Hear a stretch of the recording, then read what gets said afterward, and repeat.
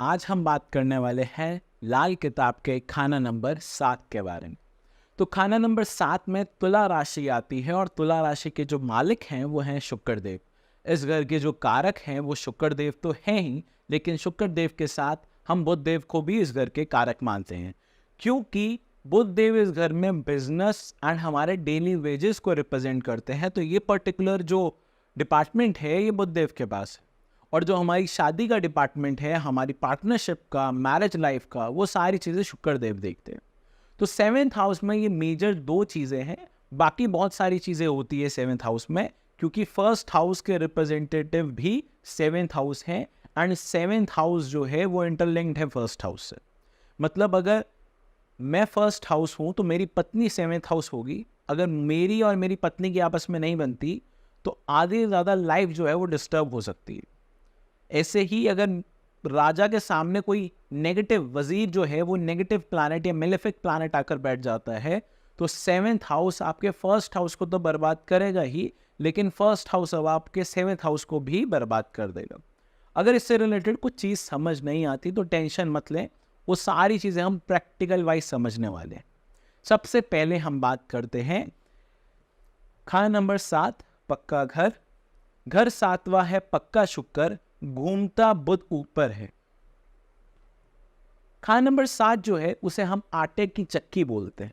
आटे की चक्की, अगर पहले ज़माने की आपने आटे की चक्की देखी होगी तो जो उसका निचला पत्थर होता था वो स्टेबल होता था, वो कभी हिलता नहीं था। वो ना ही घूमता है और ना ही वो हिलता है, वो अपनी जगह पर रहता है। जो उसके ऊपर वाला पत्थर है वो घूमता है, जिसके कारण हम गेहूं, दाल कुछ भी पीस पाते हैं।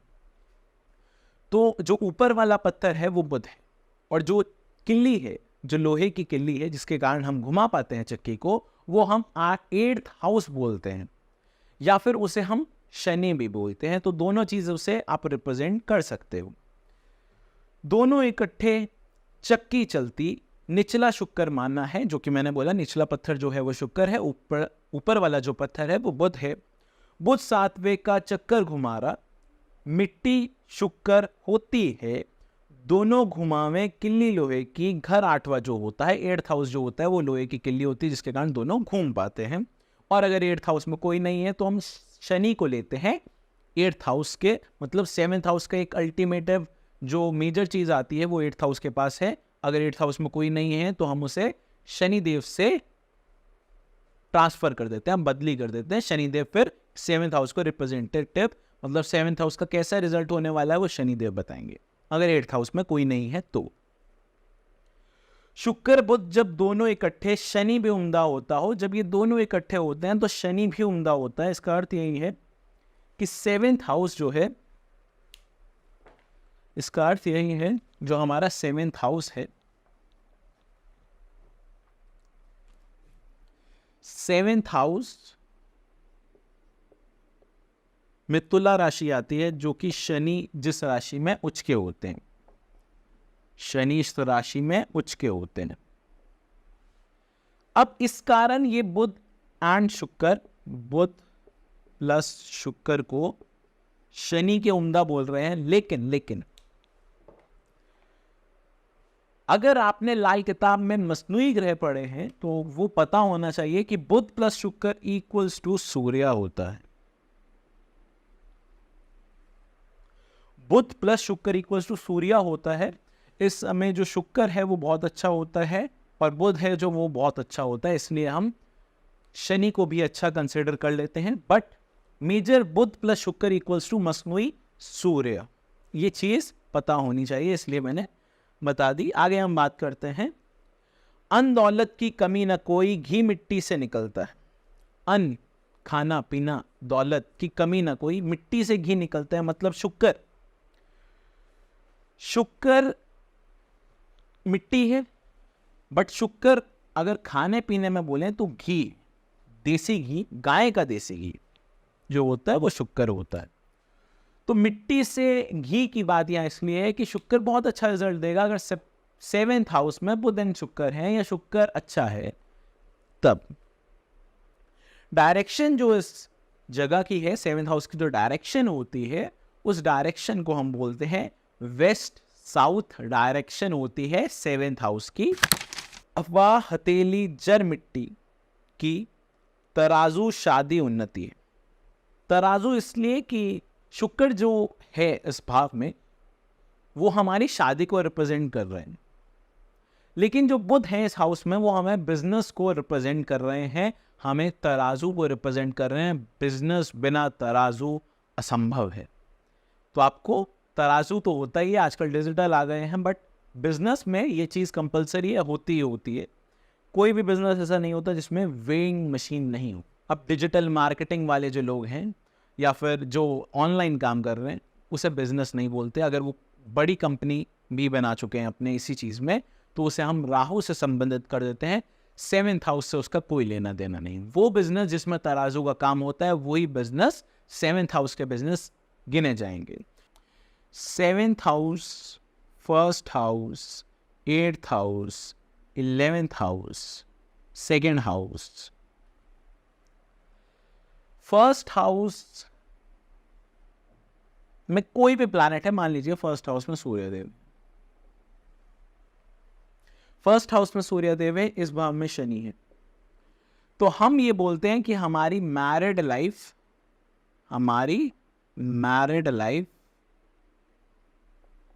डिस्टर्ब होगी। हमारी मैरिड लाइफ जो है वो डिस्टर्ब होगी। अगर इसकी विपरीत कंडीशन ले लेते हैं, शनि को लगन में कर देते हैं, सूर्यदेव को सप्तम में करते हैं, अब हम बोलते हैं कि करियर जो होता है उसमें अनस्टेबिलिटी ही रहेगी। करियर जो है उसमें अनस्टेबिलिटी ही रहेगी। आगे हम बात करते हैं कि मान लीजिए 7th हाउस के रिलेटेड बात कर रहे हैं तो 1st हाउस को एम्प्टी भी रखते हैं। 1st हाउस को एम्प्टी रखते हैं। अब 7th हाउस कितनी चीजें रिप्रेजेंट कर रहा है उसके बारे में बात करते हैं। तो 7th हाउस में हम सूर्य ही मान लेते हैं क्योंकि अभी हमारे पास यहाँ सूर्य ही लिखा है। तो सूर्य 7th हाउस में, सूर्य 7th हाउस में पहली बात क्या है कि सूर्य 7th हाउस में नीच का है। सूर्य 7th हाउस में नीच का होता है। इसके कारण अब 7th हाउस में ये आने से हमारी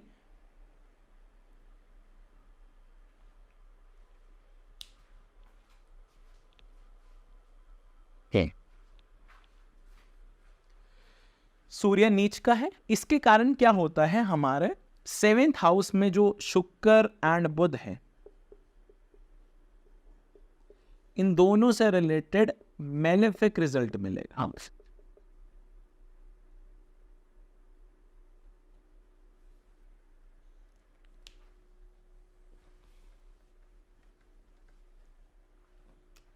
सूर्य 7th हाउस में नीच के हैं।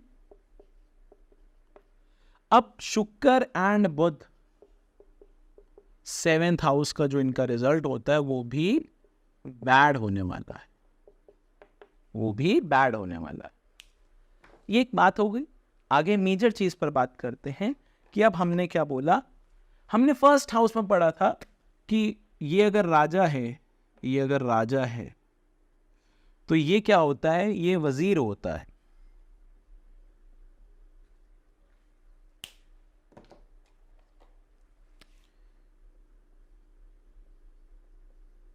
ये वजीर होता है, वो राजा है तो ये वजीर है। अगर 1st हाउस एम्प्टी है, 1st हाउस एम्प्टी है तो ये जो 7th हाउस सन है ये सोया हुआ होगा। ये सोया हुआ है, स्लीपिंग में है। 7th हाउस सूर्य, तो अभी वो कोई इंपैक्ट नहीं देगा जब तक ये 7th हाउस एक्टिवेटेड नहीं हो जाता, पहली बात। दूसरी बात, 1st हाउस का मेलेफिक रिजल्ट 7th हाउस में आता है, पहली बात। हमने बोला कि 7th हाउस जो ये चक्की है इसको घुमाता कौन है, 8th हाउस, तो 8th हाउस पर इंपैक्ट हो रहा है। 1st house, 7th house, 8th house, ये 3 हाउस पर डायरेक्टली इंपैक्ट हो रहा है एक हाउस से। आगे हम बात करते हैं कि 7th हाउस जो है वो 11th हाउस को हेल्प देता है। 7th हाउस जो है वो 11th हाउस को हेल्प देता है, मतलब शादी के बाद डायरेक्टली इनकम इफेक्ट हो सकती है। शादी के बाद डायरेक्टली इनकम इफेक्ट हो सकती है, और इनकम इफेक्ट होने के बाद क्या होगा, यहां से एक और आती है जिसे हम बोलते हैं टक्कर। इसे हम बोलते हैं टक्कर। सेवेंथ हाउस से सेकेंड हाउस में टक्कर की दृष्टि लगी। इस टक्कर की दृष्टि के कारण हमारी इस हाउस में क्या होता है, सेविंग्स होती है। तो savings zero, income zero. Eighth house हमारी हेल्थ रिलेटेड प्रॉब्लम्स, शादी का सुख, ये सारी एट्थ हाउस से शादी का सुख इसलिए क्योंकि सेवेंथ हाउस की जो लोहे की किल्ली है वो एट्थ हाउस है। तो देखिए सिर्फ एक सेवेंथ हाउस ने कितनी सारी चीजें को इफेक्ट किया है, एक सेवेंथ हाउस ने कितनी सारी चीजों को इम्पैक्ट किया है। तो ऐसे ही हमारा हर प्लैनेट हर हाउस बहुत सारी चीजों को इफेक्ट करता है, बट सेवेंथ हाउस हमारी मेजर चीज है। और अगर एक और चीज सेवेंथ हाउस में ये है तो फोर्थ हाउस जो होता है, ये यहाँ से अगर ये दृष्टि भी लेते हैं तो ये दृष्टि जो होती है, ये दृष्टि होती है हमारी धोखे की दृष्टि। धोखे की दृष्टि, इस धोखे, थोड़ी खिचड़ी बन गई है, थोड़ा से मैं क्लियर कर देता हूं। जो सेवेंथ एंड फोर्थ की धोखे की दृष्टि है, इसके कारण हमारा धोखा होगा और इस धोखे में हमारी प्रॉपर्टी, पैसा से रिलेटेड प्रॉब्लम्स आएगी। और जो जो प्लैनेट इन हाउसेस में होते हैं वो भी इफेक्टेड होंगे, तो उनसे रिलेटेड जो हाउस होते हैं वो भी इफेक्ट होंगे। तो सेवेंथ हाउस को बहुत ध्यान से प्रेडिक्ट करें। जितने भी हमारे फर्स्ट, फोर्थ, सेवेंथ, टेंथ, ये बंद मुट्ठी के खाने हैं। बंद मुट्ठी के खाने इसलिए फर्स्ट, फोर्थ, सेवेंथ, टेंथ होता है। ये जो बंद मुट्ठी के खाने हैं बहुत ही अच्छी तरह प्रेडिक्ट करें, क्योंकि मैक्सिमम कुंडली हमारी इन्हीं 4 हाउसेस पर टिकी होती है। इन्हीं हाउसेस से आगे हम दृष्टि, टक्कर से बहुत कुछ बता सकते हैं। आगे हम बात करते हैं, जैसा शुक्र हो वैसा ही सब फल निचले पत्थर से होता है। जैसा शुक्र होता है वैसा ही सब फल निचले पत्थर से होता है। निचला पत्थर तो एक नाम है, जो कुछ करता है इस हाउस में वो तो बुध ही करता है। क्या निचले पत्थर से चक्की चल सकती है? नहीं, बट निचला पत्थर बहुत जरूरी है। चक्की का मेजर चलना वो बुध है, बट कुछ पिसना शुक्र होगा, कुछ खाने को मिलेगा तो वो शुक्र ही दिला सकता है, वरना तो बुध तो घूमता ही रहेगा, उससे कुछ होने वाला नहीं है। बट ये दोनों मिलकर ही चक्की बनती है और इन दोनों का मिला जुला फल ही सेवेंथ हाउस का है, जो कि मेजर इंपैक्ट हमें देगा। घर पहले खाली होते सातवां फौरन सोया है। फर्स्ट हाउस अगर एम्प्टी होता है तो सेवेंथ हाउस फौरन सो जाता है। दिन उसी ही सूरज निकले 8वां जब दूजे हुआ। जिस दिन 8th हाउस सेकेंड हाउस में आ जाता है उसे दिन first house and seventh house का इंपैक्ट एक दूसरे पर आना शुरू हो जाता है। जिस दिन 8th house planet second house पर आ जाता है उस दिन से ये चीज शुरू हो जाती है। बुध शुक्र जैसे भी उस टेबल में बैठे हो वैसे ही 7वें घर का रिजल्ट होता है। शुक्र हमारी शादी के लिए और बुध हमारे बिजनेस के लिए 7वें घर को, दोनों प्लैनेट अलग अलग डिपार्टमेंट में 7वें घर को रिप्रेजेंट करते हैं। तो आशा करते हैं आपको 7th हाउस बहुत अच्छा लगा होगा। अगर कोई भी प्रॉब्लम है तो वेबसाइट पे या व्हाट्सएप पे आप हमें अपनी क्वायरी या फिर यूट्यूब के कमेंट बॉक्स में, जो कि मेंबर्स हैं उन्हें पहले मिल जाती है वीडियोस, तो वो लिख सकते हैं। उनकी कोई भी अन्य डाउट है वो भी कमेंट में लिख सकते हैं, उन्हें हम एंटरटेन ज़रूर करेंगे। जो भी क्वायरी होगी उससे सारी चीज़ से रिलेटेड हम समाधान उनको ज़रूर देंगे। आगे हम एक महत्वपूर्ण चीज़ के बारे में बात करने जा रहे हैं, वो ये है कि 7th house 8th house linked है। अगर किसी व्यक्ति ने मुश्तरका खाने नहीं देखे हैं तो मुश्तरका खाने ज़रूर देखें। अब हम YouTube पे हमारे मुश्तरका खाने जो है हमने वो वीडियो पब्लिक कर दी है, तो मुश्तरका खानों से आपको और अच्छा समझ आएगा कि 1st, 7th, 8th, 11th का एक मुश्तरका होता है लाल किताब के अंदर, उससे आपको और ज़्यादा चीज़ें समझ आएगी। तो आज के लिए इतना ही, मैं अपनी वाणी को यहीं विराम देता हूँ। मिलते हैं किसी नई वीडियो में किसी नए टॉपिक के साथ, तब तक के लिए धन्यवाद।